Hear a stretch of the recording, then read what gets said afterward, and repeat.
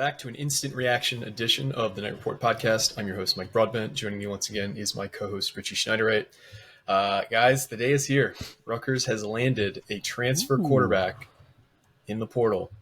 Athan Kaliakmanis, who was on a visit about 2 weeks ago to Rutgers campus, previously played under Kirk Soraka, had his best season of his college career under Kirk, has committed to Rutgers, as well as his younger brother, Dino Kaliakmanis. This one, we kind of had the writing on the wall. You don't take a visit like this. And typically when you have portal recruiting, there's some guys who take multiple visits, but typically those are lined up one in a row, or several in a row. Athan's only visit was scheduled to Rutgers. He took it. We heard good things. We heard some rumblings that maybe they were holding off until after the bowl game to kind of take this commitment, not to take it, but to have this announced. And the day is here. So Rich, just talk about Athan and his game and how big of a commitment this is for Rutgers.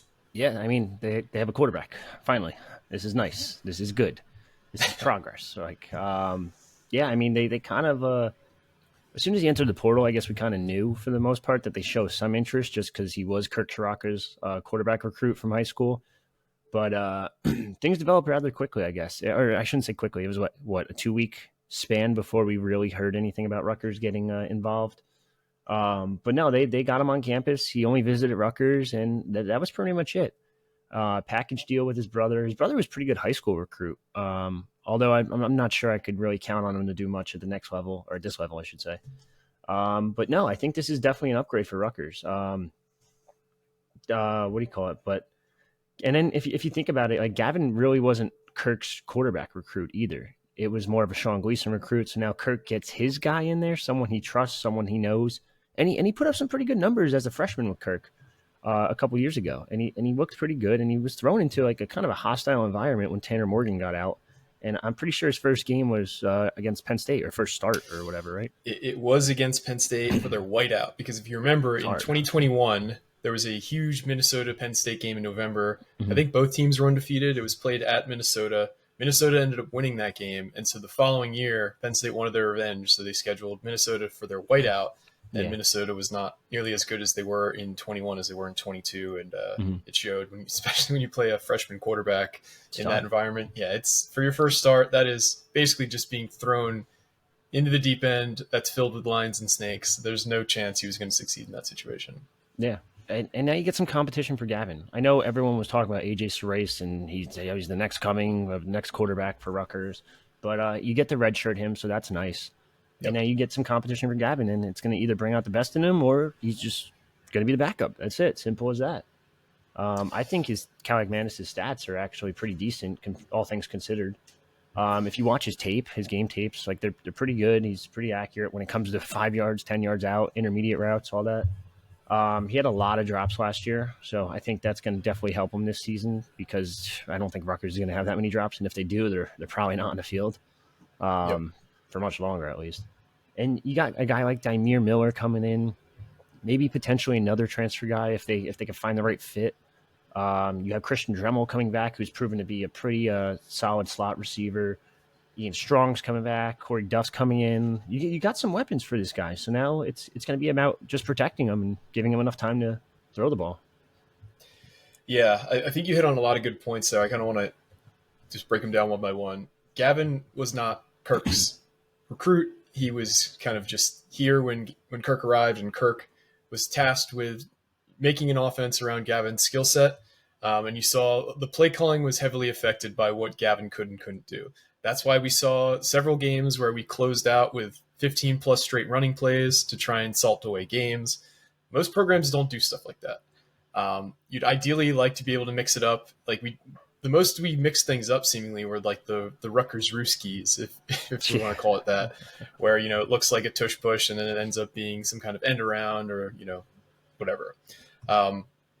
So Kirk had an entire year with Gavin and tried to, create some kind of offense around him. And for the most part, nothing worked in the passing game this year.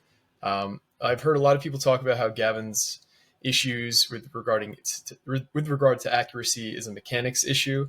And my counter to that is, if it's a mechanics issue, why hasn't it been fixed in 3 years under, for Power 5 level tutelage? It's not like he hasn't had guys coaching him. He's got a full-time QB trainer in the offseason. Yeah. He's 20 years old, and the highest completion percentage in the season he had was this past year. It was 47.8%. And I know people will, talk about, maybe Rutgers receivers didn't have separation. They dropped a lot of balls. But, the counter to that is he still had the worst adjusted completion percentage of any quarterback, which takes into account drops, takes into account tip passes, takes into account throwaways. So regardless of how you dice up his accuracy issues, it's arguably the worst accurate quarterback in the Power 5. So taking that into account, Athan is also not the most accurate guy. This past season, he only completed 52.7% of his passage, which is also unacceptable. But he had the second highest drop rate in college football at 14%. His adjusted completion percentage was actually 66.2%. And Gavin's was 57.5%. So it's significantly higher there. And, he didn't have the kind of protection and weapons that Gavin did this year. We had arguably the biggest jump in offensive line play in the Big Ten this past year. And that was just going from the worst to average, which with the same line, mind you. With the same line. So you just see how much coaching has improved. If you take a look at Demir Shaw clearly had something unlocked as the running backs coach because he got such a huge year out of Monungai. Even despite not huge production from the receivers, I think Coach Brock made a huge impact on the guys because you saw Christian Dremel burst out and have, a standout season. Yeah. You saw Ian Strong making contributions as a true freshman. Jaquay Jackson, he was banged up a lot this year. It's something that, wasn't really talked about a lot, but he was making these incredible catches, early in the season that you weren't really seeing later in the season. He got banged up a couple times. So I do want to just put a caveat out there that I don't think either of us are saying Athan is going to be a world beater. He's going to miss some throws, but I think what he's shown is he's going to be a lot better in terms of the passing game at getting what's given to him. He's not going to, overthrow wide open slants by 5 feet like Gavin has been. And I don't think they're going to hand him the job either. This is going to be a competition. And honestly, if Gavin makes a huge jump this offseason and he's suddenly, a much more accurate passer, neither of us are saying we want to throw him off, cast him off the boat. This is just we need competition. We need a plan B if plan A doesn't work. We didn't have a plan B this year because the staff stubbornly did not take a transfer portal quarterback despite the need for it. They stubbornly did not have Evan Simon play at all, despite Gavin struggling mightily, especially late in games. We could have thrown Gavin. I think the thought process behind Gavin was we need to give him a thorough evaluation over the course of a full season so there is no doubt by the end of the year he's the guy or he's not the guy. And if you constantly shake things up, there's room for interpretation on whether or not he had a fair shake. He had the most fair shake of any Power 5 quarterback I can remember in recent history. I can't remember a guy who struggled this mightily in the passing game who had zero doubt he was going to start from week to week. The staff gave him every single chance and then some to show that he could be a guy consistently. Because there was moments this season where he looked great in the passing game. He was, making pass after pass early on in games a lot of the time. But then by the second half, he'd fall apart. I don't know what it was. I don't think he put together a single game where it was just from start to finish, he was sharp, he was crisp. And I don't think that's on the coaching staff to keep him throwing the ball. I think you just have to be that guy. If you don't throw a pass for 9 minutes of game time and then you're called on at 3rd and 7 to complete, a slant over the middle, it shouldn't rattle you that you haven't had a pass attempt. I don't buy that narrative. But I do think, like I said, that if he shows that he's better than Athan, he should start. And if Athan shows he's better than Gavin, he should start. Yep. I don't want to have another instance of a young quarterback in AJ Serace or Johnny Shepard playing before they're ready, because we've seen that time and time again as Rutgers fans. It doesn't work. Gavin played before he was ready. Art Sitkowski played before he was ready. Chase Dodd played before he was ready. Tom Savage played before he was ready. Gary Nova played before he's ready. I think and hope that Greg is trying to break from that by bringing in an older guy in Athan, where I hope it's either Gavin or Athan next year, because it can't be AJ. Unless AJ is like the next coming of Trevor Lawrence or something like that, I don't want to see him on the field. Let him develop. Let him learn from these older guys. And then by year 2, year 3, when he's actually physically mature, when he's, had a year or 2 in the offense, then you can bring him in. But I really don't want to see AJ this year unless he's just so like head and shoulders above everyone else that you can't keep him off the field. I want to see one of the older guys play. But we could dive further into the numbers. I really just kind of wanted to, hit on some of the same stuff you were talking about. No, by all means. It's going to be interesting to see how they perform in spring, basically. It's going to be a battle.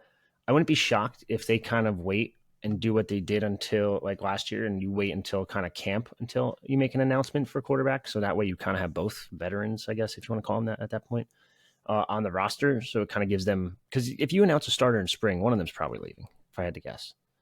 But I'd agree with that for sure. It's possible you do though. Like if one of them's that much better than the other, then you might not have an option really. Yeah, if it's that clear, I totally agree. I don't think they'll name a starter in the spring. I think they'll wait until at least fall camp because, like you said, you don't want one of them transferring. And Gavin would make a fantastic backup quarterback. Yeah, there's not many guys that you'd want more than that because he knows the system, he knows the guys. He's had some levels of success at Rutgers. I don't want to see him leave because that just puts us in one big hit from from a defensive lineman on Athan, and we're starting a freshman. We don't want that. Yeah. And I also think there's packages you can have for Gavin. I think the tush push stuff in the bowl game was a little didn't work, unsettling because the success rate for that play was so low. Like, we had the ball, I think, first and goal a couple times, and it took until third down to actually punch it in when you have the Big Ten's leading rusher lining up behind them. So I think that might be a bit of a play calling gap too. Yeah, that they should mix it up. Do that.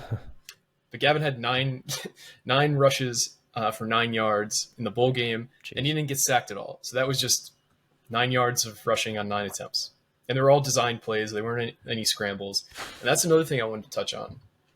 Everybody always talks about Gavin's rushing ability, but the guy doesn't scramble. Like, Athan's got a significantly higher scramble rate, which, when you're scrambling, you can be the type of quarterback who just first read, not there, go. That's not what Athan is. That's not what Gavin is either.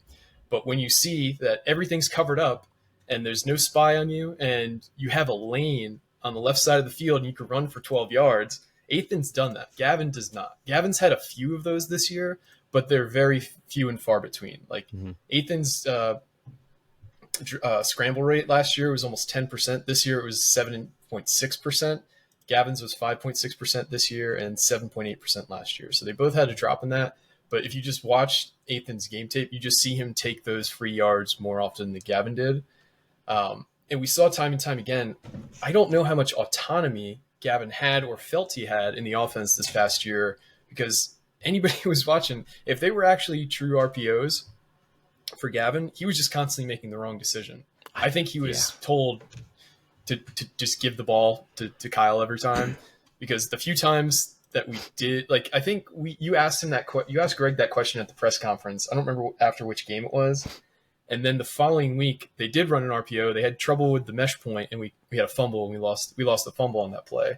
So I do think he struggled with that in terms of, the mesh point handoffs.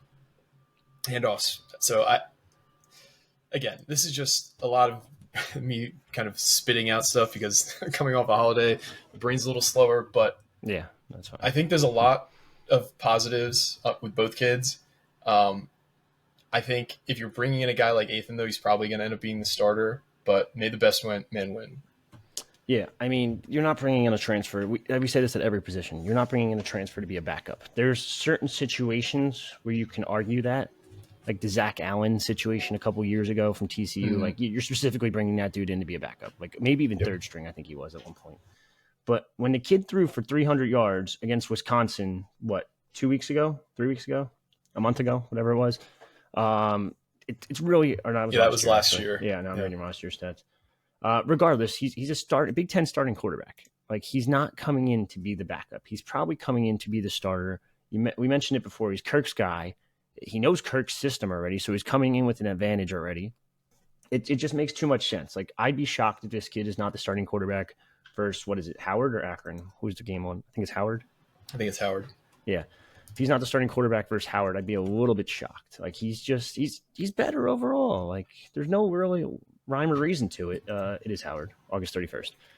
Yep. So, I mean, and then his brother is coming in too. I know I mentioned it before. I don't see him doing much, but it's a weapon for a wide receiver room. He's got potential at least. Like, so I don't know. I just think this kid's, like, if you watch Gavin's tape all year long, like, he's had good first drives, maybe even second drives, and then he falls off a cliff, and then nothing happens, and then they run the ball, like you said, 15 times in a row because no one could stop the run game.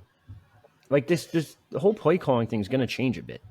People are arguing like, yeah, this is what Kirk does, blah, blah, blah. And I'm like, no, this is not what Kirk does. Like, look at his past offenses. He's had 1,000-yard receivers. He's had good receivers.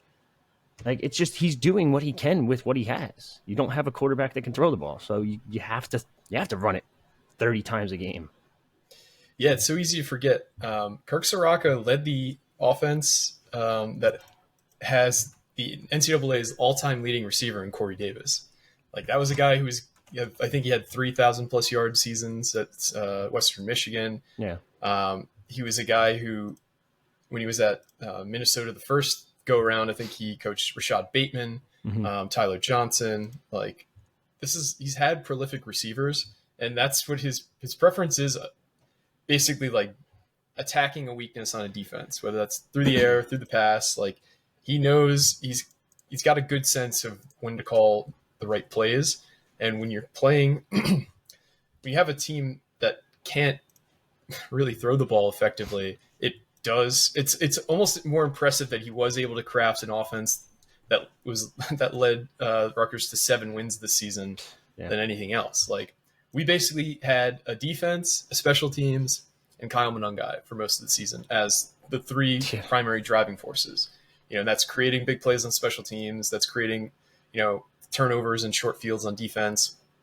And that's being able to reliably just, hand Kyle Monungai the ball and he gets more than was presented to him, whether that be through forcing missed tackles or, being patient and waiting for plays to develop. That was our whole team this year. And I think with an upgrade at quarterback and receiver next year, because Dymere Miller, if you haven't watched his tape and aren't, drooling at the prospect of having a guy like that on your team, then you should be, because he has game-breaking speed and he instantly comes in and is going to be a wide receiver 1 by far. So the offense, I think, by default will be better next year, but with an upgrade at quarterback, I think that is where you could see the opportunity to make a huge jump in terms of wins next year. Yeah, I mean, couple things. Like, his 2019 offense, Tyler Johnson, 1,300 yards, Rashad Bateman, 1,200 yards. Oh, yeah, they also had a running back who ran for 1,100 yards, and Rodney Smith. Tanner Morgan threw for 3,200 yards. 30 touchdowns and 7 interceptions for Tanner Morgan. This guy is not a stud by any means, and he just made him into a pretty damn good quarterback based on those numbers. And it's going to be a totally different offense next year, especially if you have someone that can hit an intermediate route. We saw time and time again, even last week or whatever it was 2 weeks ago in the Pinstripe Bowl, you saw Gavin throw almost back-to-back picks in one possession, in one drive. It was just the inaccuracy or the lack of accuracy from Wimsatt is a big issue. And now if you get an accurate quarterback, it's going to make a hell of a difference. And that's why I just can't see a way Athan doesn't win this job. Like, it just makes too much sense for him to just basically walk in and walk away with the job pretty quickly, I would say.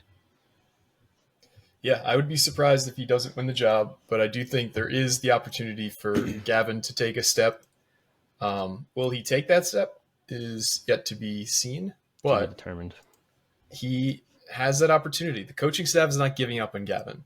No. The coaching staff has looked at the situation, evaluated the play of this past year, and determined that they need to bring somebody else in for competition at the very least, which means that they're not fully satisfied with how Gavin played this year. And that's anybody who is fully satisfied with how Gavin played this year, I don't think is being honest with themselves.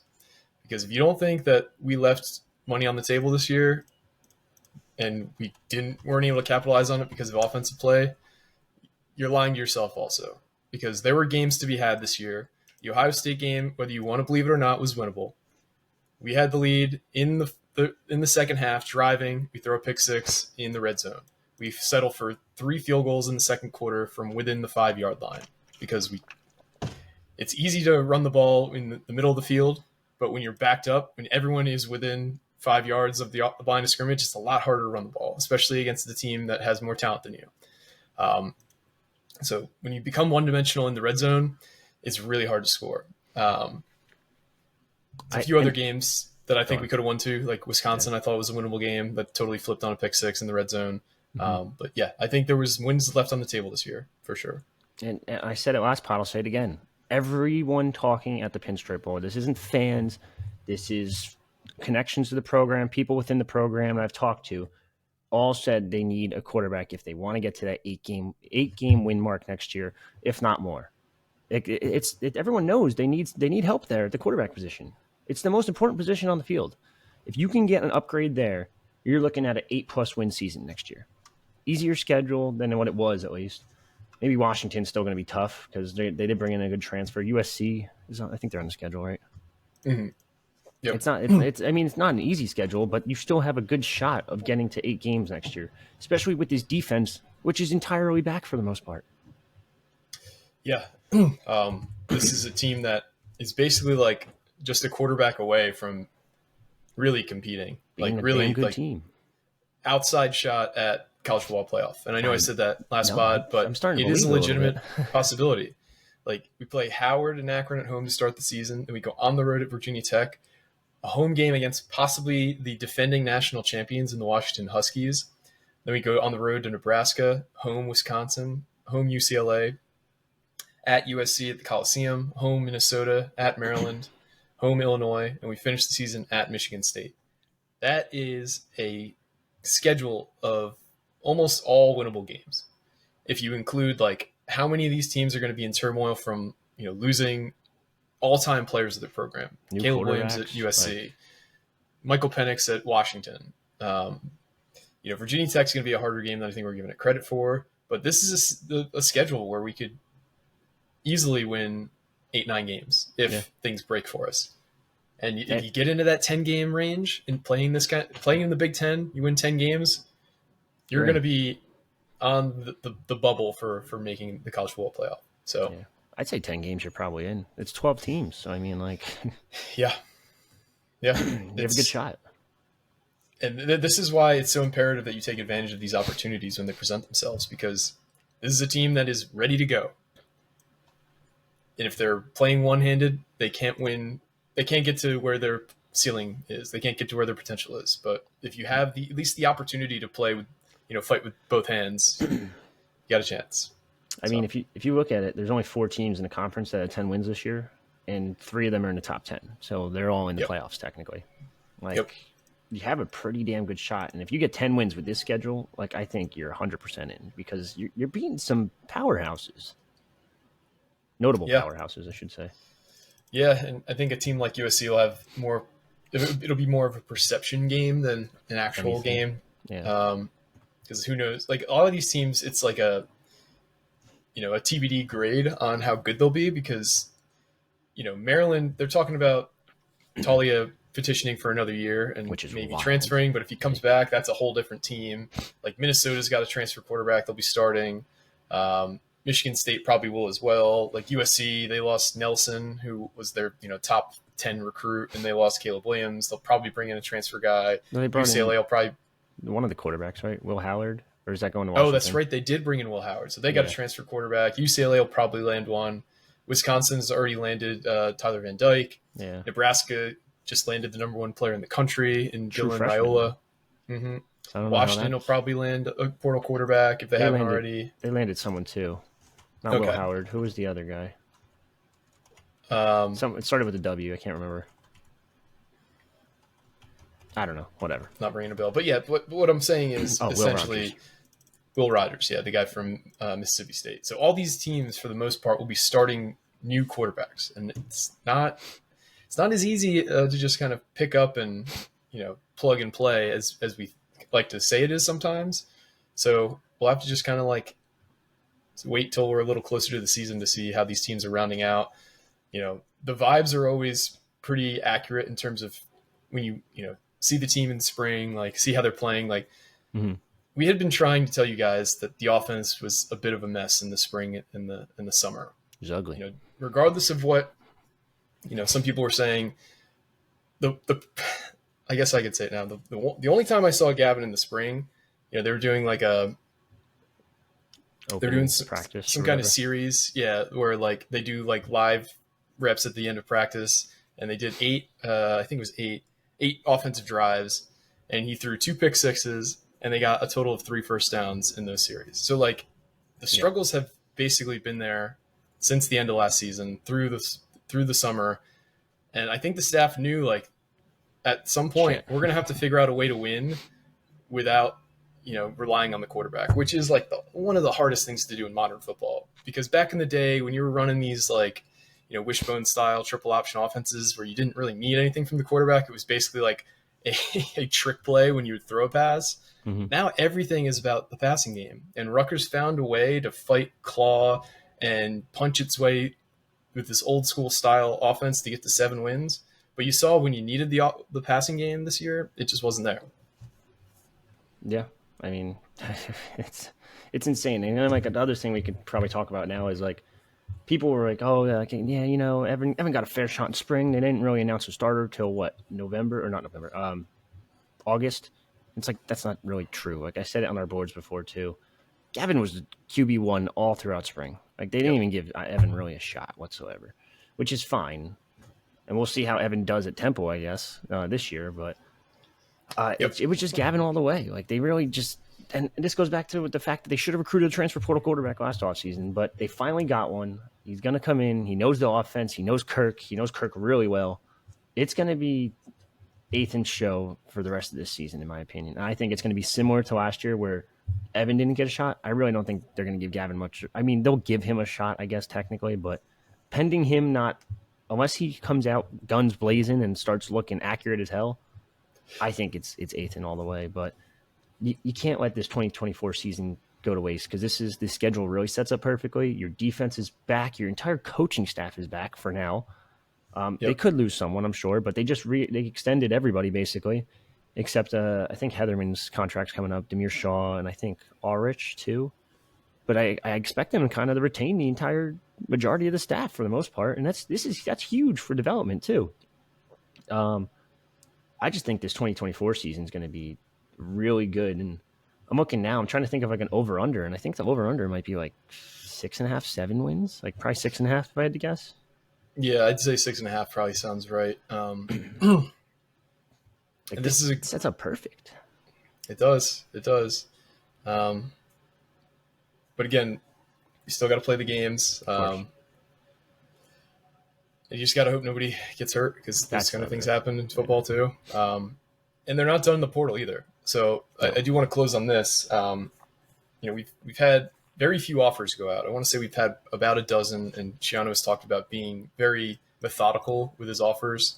He's talked about that in multiple press conferences, how, even if there's guys from the area or guys that there's a connection, if the guy has, 30, 40, 50 offers in the portal, they're just probably not going to even entertain it because the ROI for them is not really there. Like to put even an hour's worth of your staff's time communicating with the kid who's got 50 offers, that is such a precious hour in this transfer portal window because that means that's an hour you can't be talking to other kids who you might actually have a shot with.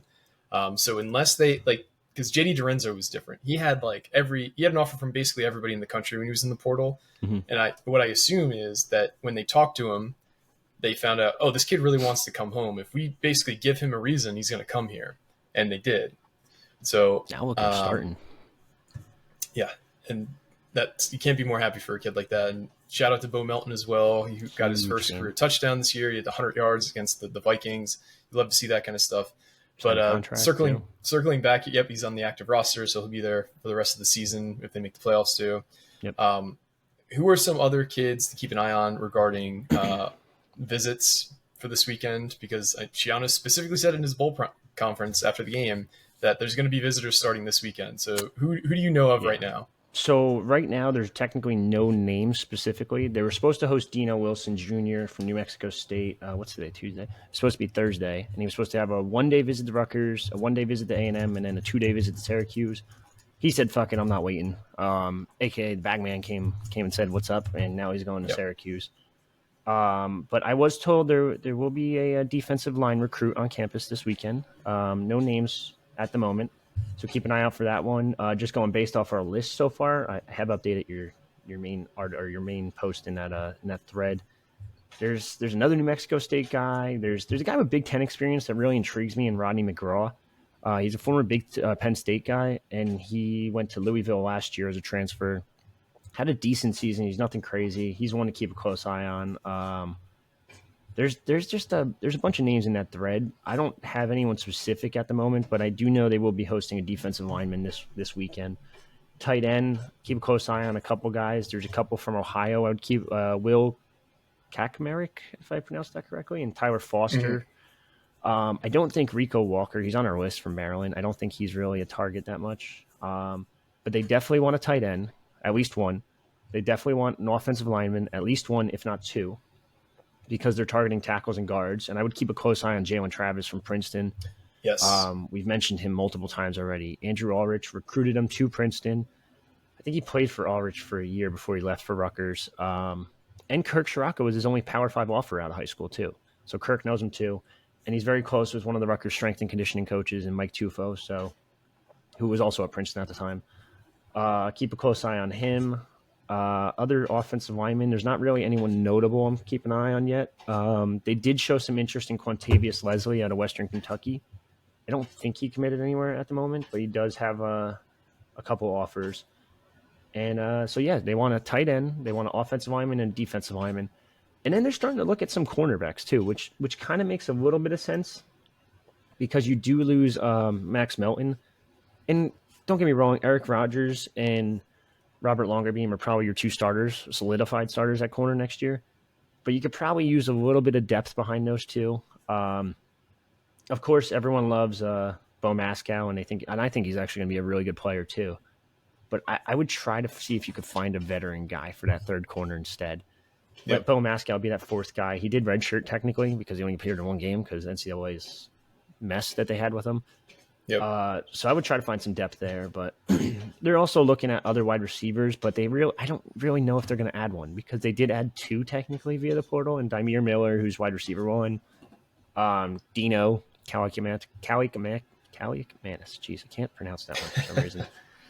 But there are some names out there like Isaiah Alston from Army, but I'm told he has some issues that he has to deal with in terms of how he can transfer from Army and still push back his I don't even know what it is, deployment, I guess, if you can call it that. Because you do need to serve a couple years when you do attend the Army Academy or Naval Academy. That's really it, though. I really think it's just going to be tight end, offensive line, and defensive line. And that's for the most part. And maybe sprinkle in an extra guy or two if you have a ship or two to give away. So we saw that last year. Like, I didn't think they were going to go after Charles Monkwa. And then 2 months later, they added Charles Monkwa. So we'll see what happens later on in the process. But there's still a whole other period of transfer portal stuff, too, that's coming in May. So you got plenty of time. Yeah, I think one other kid to really keep an eye out for is this kid, Zach Greenberg, who's from Muhlenberg. So he's a kid from Livingston. He's got 2 years of eligibility. He entered the portal, I want to say, right at the end of the FCS season.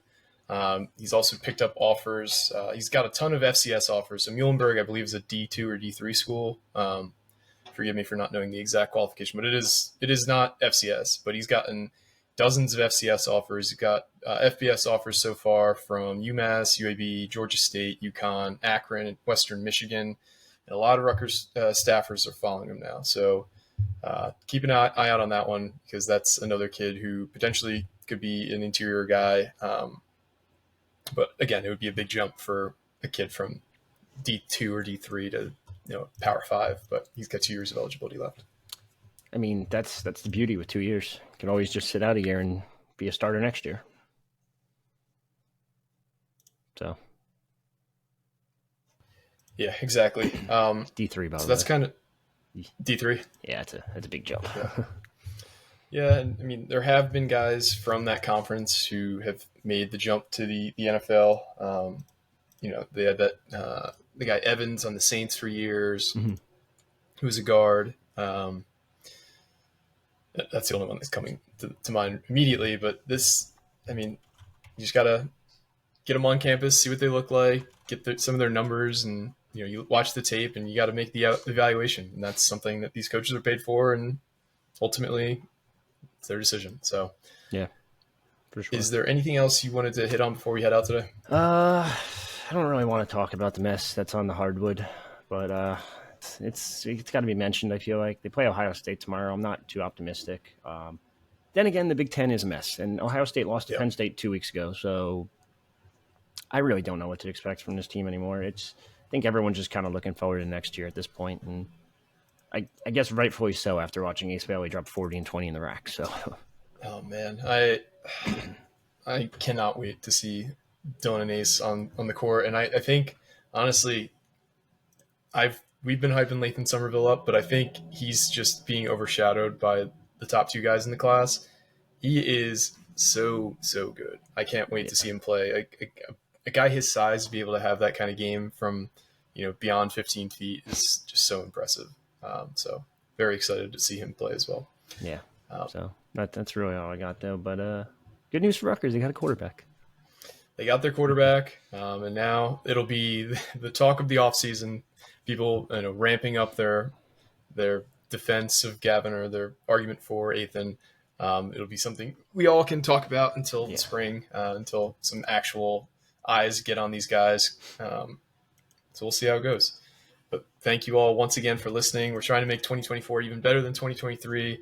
We appreciate all of you who have either discovered us in the past year, told a friend, liked our videos on YouTube, subscribed to the channel on YouTube, rated and reviewed us on your favorite podcasting app. That's helped us tremendously. We've grown the channel by leaps and bounds. We've grown the podcast by leaps and bounds in 2023, and we want to have it explode even more in 2024. And given that it's shaping up to be a banner year in Rutgers athletics, I think we're in for a big year on the pod as well. But we really want to just shout out everyone who's listened and told a friend, rated, reviewed, because we really do appreciate you guys, and none of those goes unnoticed. So thank you very much.